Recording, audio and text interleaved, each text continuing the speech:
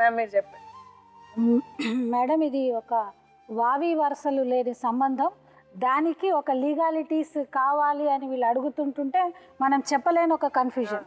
ఎప్పుడైనా కూడా హిందూ మ్యారేజ్ యాక్ట్లో ఒక భార్య భర్తలు ఎవరైనా పెళ్లి చేసుకుంటే ఒక ప్రొహిబిటెడ్ రిలేషన్షిప్ అంటారు.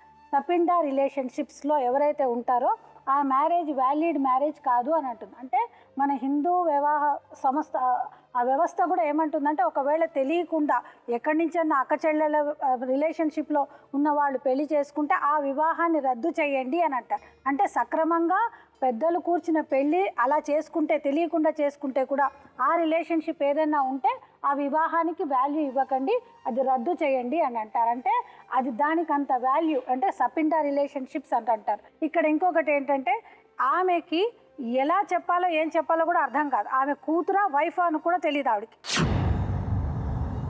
ఆ పరిస్థితిలో ప్రతిరోజు కూడా ప్రతి క్షణము కూడా ఆమె చచ్చిపోతూ ఆయనతో కాపురం చేయాల్సిన శిక్ష భగవంతుడు ఆమెకు తెలియకుండానే ఆమెకి ఇచ్చాడు.